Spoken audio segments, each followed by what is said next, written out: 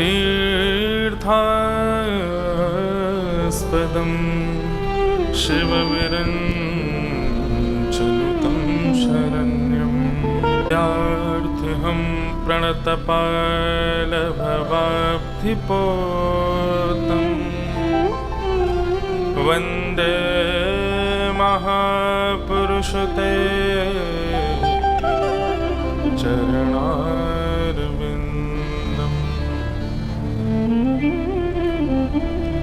अस्ति स्वस्तरुणीकराग्रविगलत्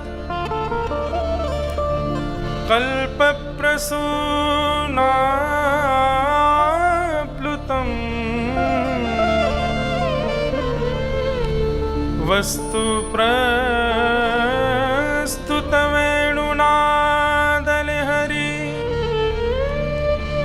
निर्वाण निर्व्याकुलम्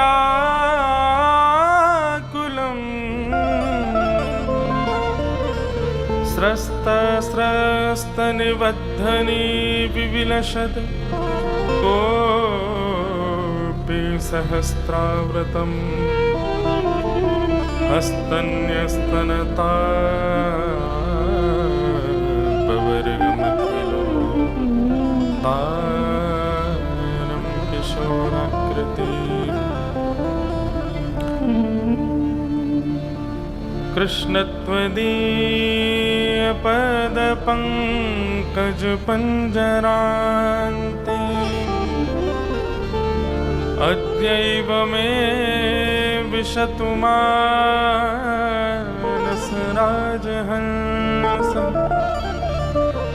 प्राणप्रयाणसमये कफवातपित्तैः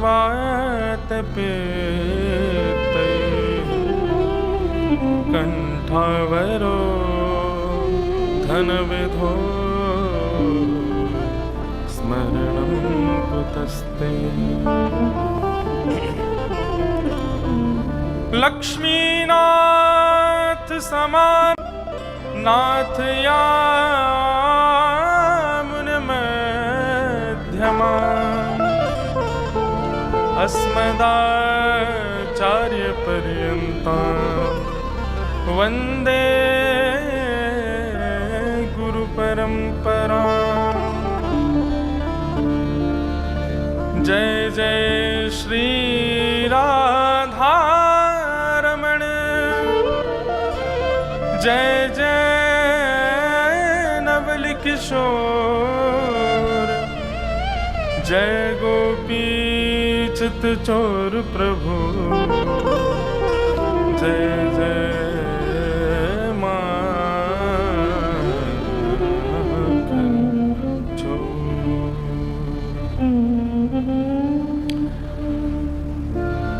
भूवैकुंठ श्री पंढरपुर धाम में साप्ताहिक कथा में हम लोग प्रवेश करें उससे पूर्व श्री पंडरीनाथ भगवान को स्मरण करते हुए उनका सुंदर जो स्वरूप है, दोनों भुजाओं पर अपने कंधे पर धारण करके सुंदर श्री पंडरीनाथ भगवान खड़े हैं, हमारी प्रतीक्षा में खड़े हैं। ऐसे स्वरूप को अपने चित्त में विराजमान करके सब लोग भाव से उनको वंदन करते हुए उनसे अनुमति लेते हैं कि हम आपके इस नगर में आए हैं, यहाँ रह कर के कुछ दिन सत्संग के लिए नाथ पधारे हैं। आप कृपा करके अनुग्रह करो, ये सप्ताह कथा का सत्संग हमारे चित्त में विराजमान हो, हमारे मस्तिष्क में विराजमान हो। आओ सब लोग वंदन करें श्री पंडरीनाथ भगवान। माझा विठ्ठल विठ्ठल विठ्ठला, माझा विठ्ठल पांडुरंग।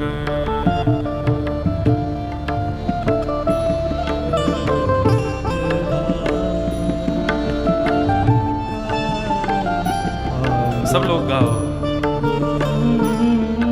माझा विठ्ठल विठ्ठल विठ्ठला, माझा विठ्ठल पांडुरंग, माझा विठ्ठल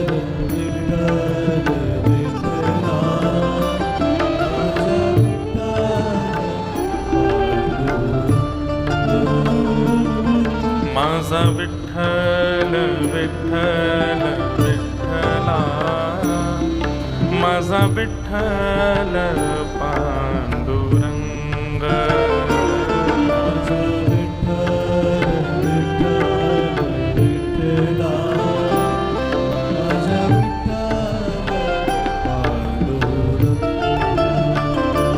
माझा विठ्ठल विठ्ठल विठ्ठला, माझा विठ्ठल विठ्ठला, माझा विठ्ठल विठ्ठल विठ्ठला, माझा विठ्ठल माझा विठ्ठल विठ्ठल विठ्ठला,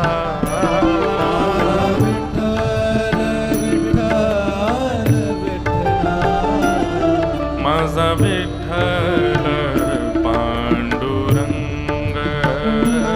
माझा विठ्ठल पांडुरंग, माझा विठ्ठल पांडुरंग.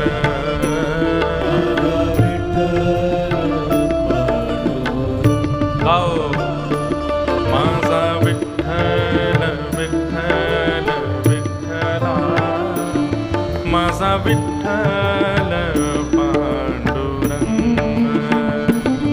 माझा विठ्ठल विठ्ठल विठ्ठला,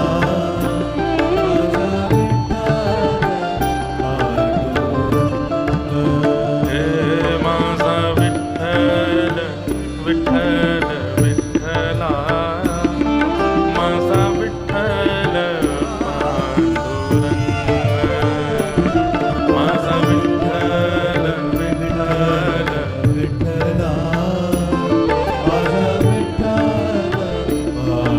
विठ्ठल विठ्ठला, माझा विठ्ठल विठ्ठल विठ्ठला,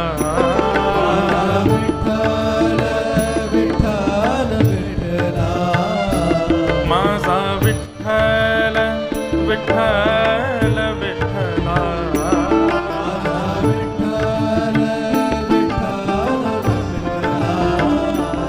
माझा विठ्ठल विठ्ठल विठ्ठला,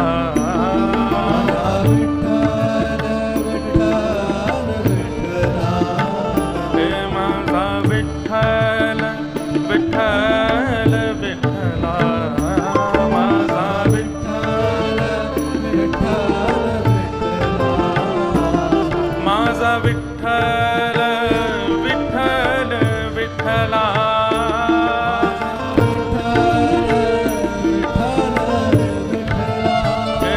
माझा विठ्ठल विठ्ठल विठ्ठला.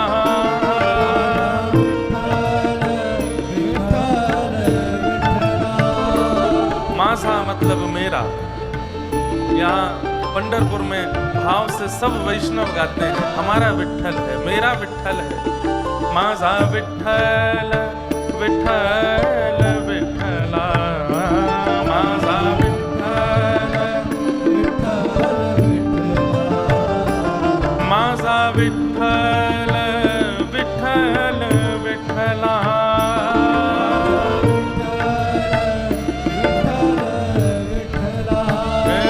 माझा विठ्ठल विठ्ठल विठ्ठला,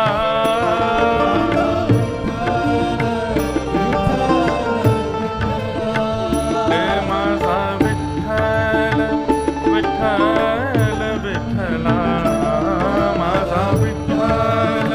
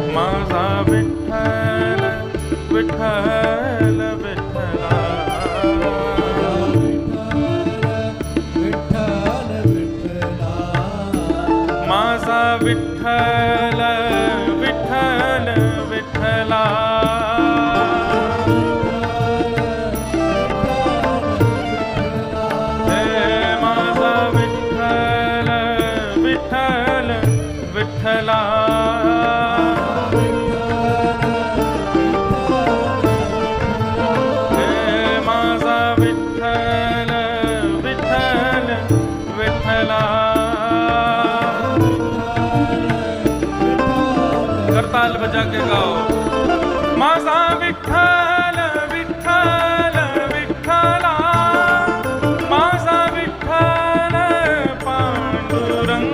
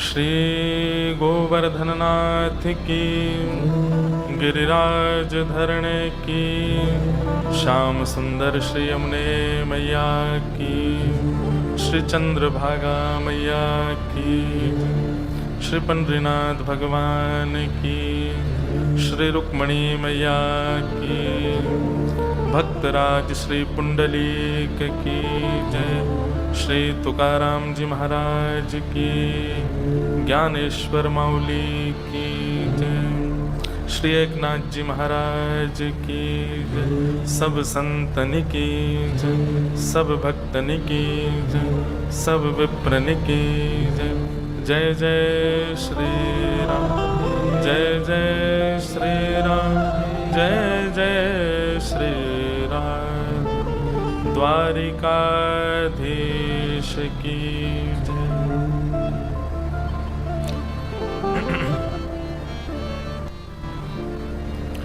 परम मंगल में परात्परखलेश्वर अकारण करुणा वरुणालय भक्तवांछा कल्पतरु तड़िद्वित विनिंदित पीताम्बरधारी श्री बालकृष्ण लाल की, श्री विठ्ठल भगवान की वांगमयी प्रतिमूर्ति, शब्दमयी प्रतिमूर्ति, वाणीमयी प्रतिमूर्ति, हम आप सबके मध्य में विराजमान श्रीमद् भागवत महापुराण को बारंबार प्रणाम। ठाकुर जी की परम अनुकंपा से हम आप सब लोग भू वैकुंठ, भू माने पृथ्वी और पृथ्वी का ये वैकुंठ है, वैकुंठ कहाँ है? जहां साक्षात नारायण विराजमान है, वो वैकुंठ है। तो भू वैकुंठ श्री पंढरपुर। अच्छा, वैकुंठ का मतलब जहां ठाकुर जी विराजमान है, पर वैकुंठ का दूसरा अर्थ सुनो, जहां रहने वाले या जहां आने वाले लोगों के मन में, बुद्धि में कोई कुंठा ना रहती, उसको वैकुंठ कहते हैं। कुंठा का मतलब क्या होता है? कुंठा का मतलब असमंजस, अज्ञान, राग द्वेष अभिनिवेश अहंता, क्रोध काम लोभ मोह ईर्ष्या, ये सब कुंठाएं हैं। और ध्यानपूर्वक सुनिए,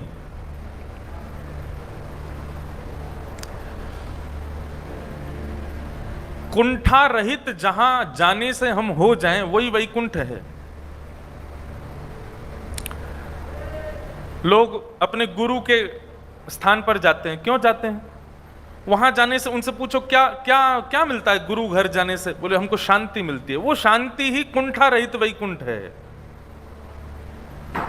हमको वृंदावन जाने से बहुत अच्छा लगता है, ऐसा लगता है कि बस यहीं बस जाएं, वो वैकुंठ है। हमको वैष्णवों के दर्शन करके बहुत अच्छा। एक बात बताएं, संसारी स्थानों पर ये नहीं हो सकता। महाराष्ट्र में एक जगह महाबलेश्वर, हमने वहां भी कथा की है। महाबलेश्वर जाने से अच्छा लगता है, पहाड़ हैं और बारिश के महीने में तो बादल नीचे आ जाते हैं और सुंदर हवा, ऐसी सुंदर ठंडी ठंडी हवा चलती है। यहाँ का हिल स्टेशन है महाराष्ट्र का, वहां जाने से अच्छा लगेगा आपको, लेकिन कितने दिन अच्छा लगेगा? कुछ दिन बाद आपका मन होगा बस चलो अब यहां से हो गया, इतना ही बहुत है बस। ऐसा नहीं, थोड़ी देर रहने दे करो, एक आध रात जहां जाकर के मानो ऐसी स्थिति हो जाए बस अब हमारी यही ठौर है, इसके बाद हमें कुछ नहीं चाहिए। और माफ कीजिएगा, ऐसा पूरे विश्व में, पूरे संसार में केवल वही हो सकता है जहां ठाकुर जी स्वयं विराजमान होंगे। हम अभी कनाडा गए, फिर वहां से ऑस्ट्रेलिया गए, वहां के लोगों ने खूब स्नेह दिया, खूब प्रेम दिया, खूब आनंद हुआ। अब जिनके यहां मैं रुका था तो वो ऐसी ऐसी योजना बनाते थे कि मुझे अच्छा लगे। सुबह भारत जैसा नाश्ता, फिर भारतीय जहां ज्यादा मूल निवासी हों ऐसे स्थानों पर ले जाना, वैसा ही भोजन, वैसा ही सब कुछ।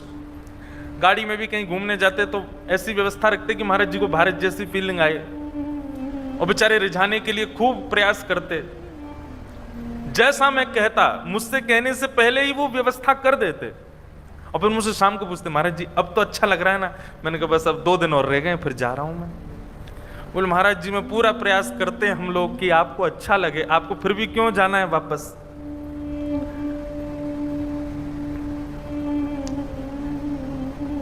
तो दुनिया के किसी भी कोने में आप चले जाओ, कितने भी भोग विलास करने वाले स्थानों पर चले जाओ, पर आपके मन को जहां ठौर मिल जाए, बस ऐसा लगे कि बस मेरे सारे प्रश्नों का बिना पूछे समाधान मिल रहा है, मुझे एक अत्यंत शांति का अनुभव हो रहा है, मैं अपने अंदर परिवर्तन का अनुभव कर रहा हूं, काम क्रोध लोभ मोह ईर्ष्या द्वेष आदि जो मेरे अंदर अवगुण हैं वो अब शांत से हो रहे हैं, बस मान जाइएगा ठाकुर जी वहीं बैठे हैं और वही वैकुंठ है।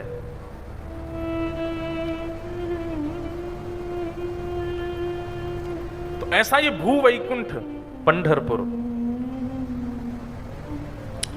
जहां पर श्री पुंडलीक वरदे बैठे हैं। और सुनिए तो सही,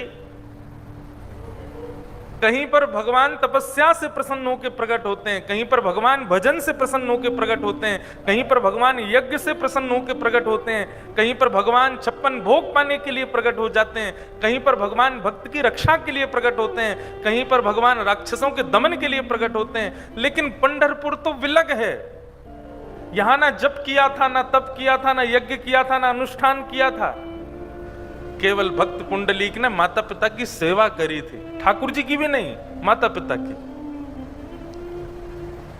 उस सेवा से ठाकुर जी यहां पर प्रकट हो गए। कैसे ठाकुर जी? आप 4 माला कम करोगे तो ठाकुर जी नाराज नहीं हो, बिल्कुल ही मत करो तो भी ठाकुर जी पर कौन सा फर्क पड़ रहा है? हम माला कोई ठाकुर जी पर फर्क पड़े इसलिए तो नहीं करते, हम यज्ञ इसलिए तो नहीं करते कि ठाकुर जी को इससे फर्क पड़ेगा। ठाकुर जी को कोई फर्क नहीं पड़ता इन सब चीजों से। आपकी करनी से आप पर फर्क पड़ता है, आपके कर्मों पर फर्क पड़ता है, आपकी मन बुद्धि पर पवित्रता आती है। ठाकुर जी को कोई गरज नहीं पड़ी, तुम बैठे रहो, पड़े रहो, कुछ भी करो। कई लोग ऐसा होता है, वो पाप करने के लिए जाते हैं तो ठाकुर जी से नजर बचा के जाते हैं, कहीं ये देखे ना। ठाकुर जी कह रहे हम बे, जैसे मुझे तो तू वहां दिखेगा ही नहीं। घर में अगर कोई 2 नंबर का पैसा लाया या कुछ भी गलत काम कर रहा है, ठाकुर जी के चित्रपट पे कपड़ा डाल देता है, इनको नहीं देखे। ठाकुर जी बोले हाँ तेरे कपड़ा डालने से तो मेरी आंख बंद हो गई। ठाकुर जी को सब दिखना है, तुम जानत सब अंतर्यामी। ठाकुर जी को सब पता है। आपकी करनी से ठाकुर जी पर कोई असर नहीं होता, पर जब हमारी करनी अलौकिक होती है, हमारी करनी कुछ विलक्षण होती है, तब ठाकुर जी की दृष्टि पड़ती है, अरे कुछ अलग कर रहा है। बहुत ध्यानपूर्वक सुनिएगा। आप सबको आवाज आ रही है हमारी? शब्द स्पष्ट सुनाई दे रहे हैं ना?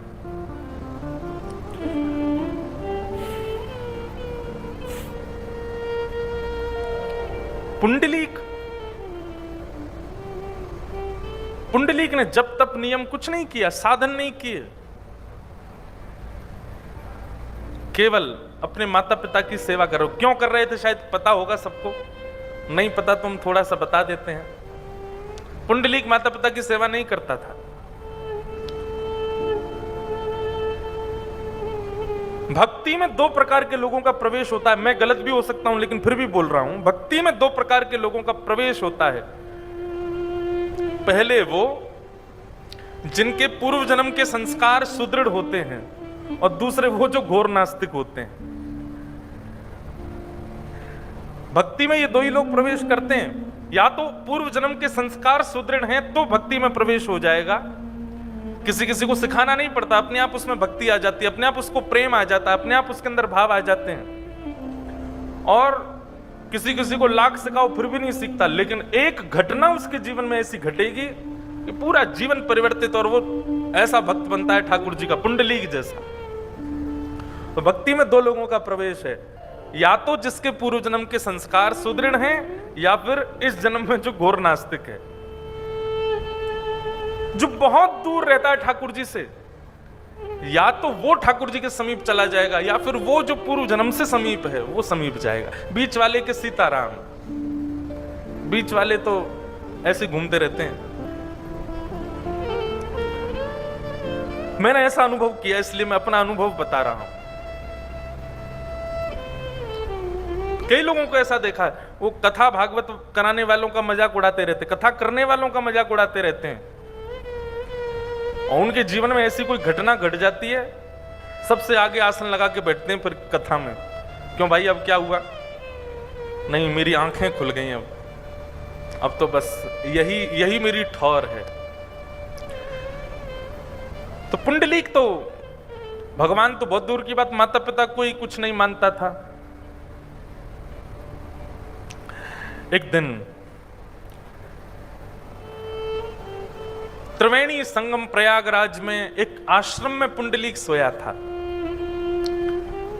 रात्रि पानी पीने के लिए जैसे ही उठ करके बाहर गए तो देखा परम सुंदरी 3 नारियां झाड़ू लगा रही थी, और ज्यों-ज्यों झाड़ू लगा रही हैं त्यों-त्यों उनका रूप कुरूप होता जा रहा है, वो उनका स्वरूप बिगड़ता जा रहा है। पुंडलीक ने देखा ये अभी तो इतनी सुंदर थी, अचानक से इनका रूप इतना विचित्र क्यों होता जा रहा है। पुंडलीक ने जाकर के उन तीनों के चरणों में प्रणाम करते हुए कहा कि आपका स्वरूप इतना सुंदर था फिर विचित्र क्यों हो गया। तीनों नारियां पुंडलीक को देख करके मुस्कुराने लगी और कहीं देखते रहो, और देखते ही देखते थोड़ी देर और झाड़ू लगाते लगाते जैसे ही आश्रम के परिसर में आई तो तीनों का स्वरूप जो धूमिल हुआ था वो फिर से पवित्र होने लगा और फिर से सुंदर हो गए। पुंडलीक चरणों में गिर गया, बोले मुझे रहस्य बताइए ये क्या हुआ है। तो तीनों ने अपना परिचय दिया, हम त्रिवेणी हैं, गंगा, यमुना और सरस्वती। संसार के लोग पूरे दिन हम में स्नान करते हैं, अपने पाप हम में ही छोड़ जाते हैं। उनके पाप को हम धारण करती हैं, इसलिए हमारा रूप कुरूप हो जाता है। तो तुमने जो हमारा कुरूप देखा वो संसार के पाप थे हमारे ऊपर। लेकिन जैसे ही इस आश्रम परिसर में आकर के हमने झाड़ू लगाना प्रारंभ किया, यहाँ रहने वाले भजनानंदी संत, यहाँ रहने वाले तप करने वाले संतों की चरण रज जब हमारे मस्तक पर लगी, हमारे अंग पर लगी, तो हम फिर से हमारे सारे पाप नष्ट हो गए और हम पवित्र हो गए। ये हमारा नित्य का क्रम है। हम नित्य रात्रि में आश्रमों में जाकर के झाड़ू लगाती हैं और दिन भर के जितने पाप हमारे ऊपर संसार के लोग चढ़ा जाते हैं सब नष्ट कर देते हैं। पुंडलीक बोला, संत चरण रज में इतनी सामर्थ्य है? बोले हाँ। पुंडलीक बोला, तो मुझे क्या करना चाहिए? मैंने भी शायद जीवन में बहुत पाप किए हैं, उन पापों से निवृत्त होने के लिए मुझे भी आश्रमों में जाकर के संतों की चरण रज को सोहनी करनी चाहिए। त्रिवेणी ने कहा, यदि संभव हो तो संतों की चरण रज की सोहनी करो। श्री गुरु चरण सरोज रज निज मन मुकुर सुधार, वरनौ रघुवर विमल यश जो दायक फल चार। श्री गुरु के चरणार बिंदों की रज, संत महापुरुषों की चरणों की रज में बहुत सामर्थ्य है पुंडलीक। यदि संभव हो तो संतों की चरण रज की सेवा करे, और संभव नहीं है तो घर में विराजमान माता पिता को ही सर्वस्व मान करके, लक्ष्मी नारायण मान करके यदि नित्य उनकी चरण रज ही माथे से लगा ले तो माता पिता के चरणों में प्रणाम करने से, उनकी चरण रज माथे से लगाने से, संतों को प्रणाम करने से भी अधिक फल प्राप्त हो जाता है। बस उसी दिन पुंडलीक का जो स्वभाव था, जो विचार था, जो बुद्धि थी, सब परिवर्तित हो गए। लौट करके आए और आकर के इसी चंद्रभागा नदी के तट पर छोटी सी कुटिया में पुंडलीक अपने माता पिता की सेवा करने लगे। जब पिता के चरण दबाते थे तो ये नहीं विचार करते थे कि मेरे पिता हैं, ये विचार करते कि यही परम तत्व भगवान नारायण हैं। उनके चरणों की सेवा करते। अयोध्या के कण कण को मिला सौभाग्य, प्रभु के स्पर्श का हर मन से मिट रहा अंधेरा। जब मां की सेवा करते तो यही विचार करते, साक्षात रुक्माई हैं, साक्षात रुक्मणी मैया हैं, उन्हीं की सेवा कर रहा हूं।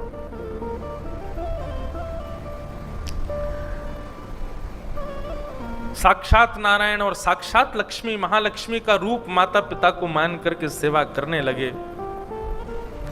पुंडलीक की उस भक्ति से अत्यंत प्रसन्न श्री द्वारिकाधीश पंढरपुर में आकर के विराजमान हो गए। बोलो विठ्ठल भगवान की। इतना सुंदर वर्णन है ठाकुर जी का, ऐसा सुंदर रूप है ठाकुर जी का। यहां पर ठाकुर जी आए तो थे पुंडलीक को दर्शन देने के लिए। भगवान के तन की इत्र की सुगंधी जिसको लेने के लिए देवता भी तरसते हैं, उस तन की सुगंधी को जैसे ही पुंडलीक की नासिका ने ग्रहण किया, पुंडलीक अपनी नाक बंद करने लगा, अपने माता पिता के ऊपर पंखा करने लगा, कहीं ये सुगंधी मेरे माता पिता को ना आ जाए तो सुगंधी के कारण इनके नेत्र ना खुल जाएं। देखने लगा कहां से आ रही है ये सुगंधी, खिड़कियां बंद करने लगा। अब सोचो, विचार करो, साधारण इत्र की सुगंधी इतनी बढ़िया लगती, ठाकुर जी के अंग की सुगंधी आ रही है, लेकिन पुंडलीक को वो बाधा लग रही है कि मेरे माता पिता कहीं उठ नहीं जाएं इस सुगंधी से। ठाकुर जी के चरणों में विराजमान नूपुरों की ध्वनि छम छम छम आवाज कर रही है। जिन नूपुरों की ध्वनि पर शाम वेद प्रकट होते हैं, उन नूपुरों की ध्वनि पर पुंडलीक तुरंत खिड़की में जाता है, दरवाजे पर जाता है, इशारा करता है, अरे थोड़ा धीरे चलो, कौन आवाज कर रहा है ये? आपकी नूपुरों की ध्वनि से मेरे माता पिता के कहीं नेत्र ना खुल जाएं। ज्यों ज्यों पुंडलीक ठाकुर जी के गुणों को अपनी सेवा में बाधा मान रहा है, त्यों त्यों ठाकुर जी और प्रसन्न हो रहे हैं। लक्ष्मी जी बोली, कैसे भक्त के यहां आए हो आप? आपकी इत्र की सुगंधी इसको बाधा लगती है, आपके चरणों के नूपुरों की ध्वनि इसको बाधा लगती है नाथ। बोली, यही निष्ठा तो मुझे प्रिय लगी पुंडलीक की। दुनिया के लोग इन सब आवरणों पर रीझ जाते हैं, पर पुंडलीक की सेवा में मेरे आवरण भी उसको हटा नहीं पा रहे हैं। वो अभी भी माता पिता की सेवा में ही है। ये निष्ठा, ये प्रेम, ये लगन मुझे पुंडलीक की खींच लाई है यहां तक। द्वार पर आकर के भगवान खड़े हो गए। पुंडलीक बोला, कौन हो भैया, आप क्यों आए हो यहां पर?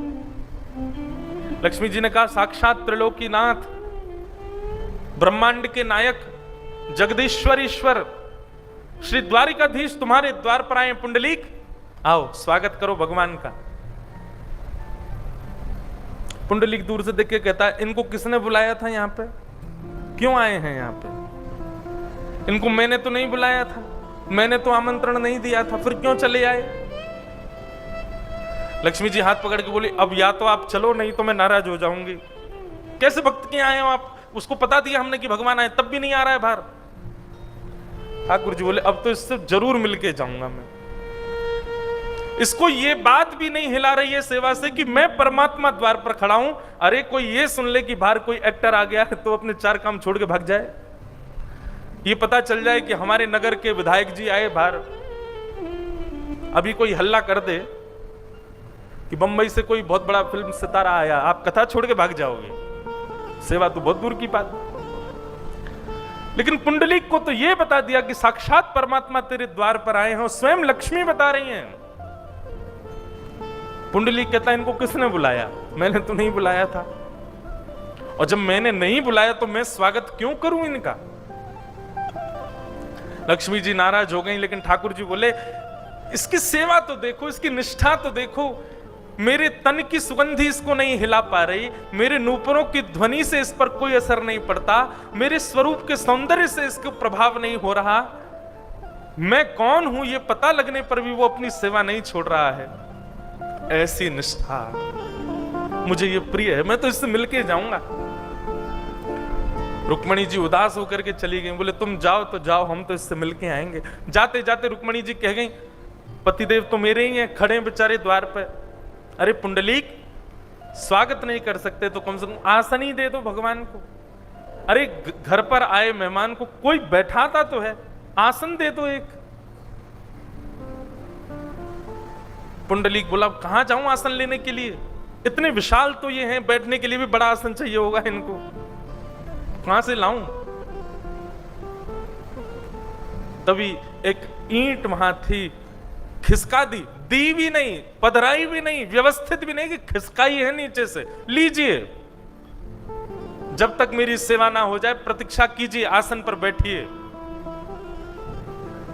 लक्ष्मी जी ने हाथ पकड़ लिया, बोले, खबरदार, जो आप यहां रुके तो चलिए मेरे साथ। ठाकुर जी बोले, नहीं, अब तो मैं मिलके ही जाऊंगा। और ठाकुर जी पुंडलीक के द्वारा पधराए हुए उस निष्ठुर आसन पर अपनी दोनों भुजाओं पर कमर धारण करके खड़े हो गए।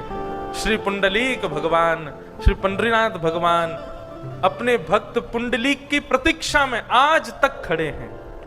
आज भी प्रतीक्षात्मक मुद्रा है श्री पंडरीनाथ विठल भगवान की। इस भूमंडल को, इस पृथ्वी को, इस पूरे ब्रह्मांड को एक ऐसा रूप प्रदान किया जो रूप केवल पंढरपुर में और कहीं नहीं है। ईंट के ऊपर ठाकुर जी खड़े हैं, दोनों भुजा धारण करके, और मानो प्रतीक्षा कर रहे हैं कि पुंडलीक तू सेवा कर ले, तू निवृत्त हो जा, जब तू निवृत्त होगा तब मैं तेरे दर्शन, अब मुख से निकल तो ऐसा रहा है, तब मैं तेरे दर्शन करूंगा। लेकिन ये कह भी दूं तो कोई अंतर नहीं, यहां पर भक्त प्रयास करते हैं पूरे ब्रह्मांड में ठाकुर जी के दर्शन के, लेकिन पंढरपुर एकमात्र ऐसा स्थान है जहां ठाकुर जी प्रयास कर रहे हैं भक्त के दर्शन के लिए। ऐसा ये पंढरपुर। अच्छा, एक बात कहूं, भक्ति ऐसी होनी चाहिए मैं प्रयास करता रहूं ठाकुर जी से मिलने के लिए तो समझो भी भक्ति सामान्य है, लेकिन भक्ति की स्थिति ऐसी हो जाए कि ठाकुर जी प्रयास करें मुझसे मिलने का, मेरे पास आने का, मेरे पास बैठने का। आहा, ठाकुर जी आज भी खड़े हैं, आज भी दोनों भुजाएं कमर पर धारण करके हम सबको बताने के लिए खड़े हैं।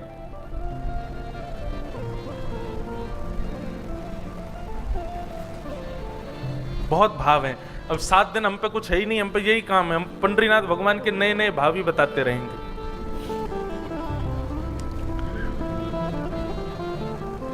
मैं जब पहली बार पंढरपुर आया था तो हमने यहां सेवायत जो सेवा कर रहे थे उनसे पूछा कि ठाकुर जी उस समय पर ऐसे खड़े हुए पुंडलीक के लिए, अब क्यों खड़े हैं? उस समय खड़े हुए थे ऐसे, तो अब क्यों खड़े हैं? अब ऐसे खड़े होने का क्या अभिप्राय? अब हो जाएं सीधे, अपने हाथ वाथ सीधे कर लें, अब तो मिल लिए पुंडलीक से। है तो ये एक तर्क, लेकिन उन्होंने बहुत अच्छा उत्तर दिया। उनका महाराज जी आज भी पुंडलीक भगवान के लाखों भक्त दर्शन करने के लिए आते हैं।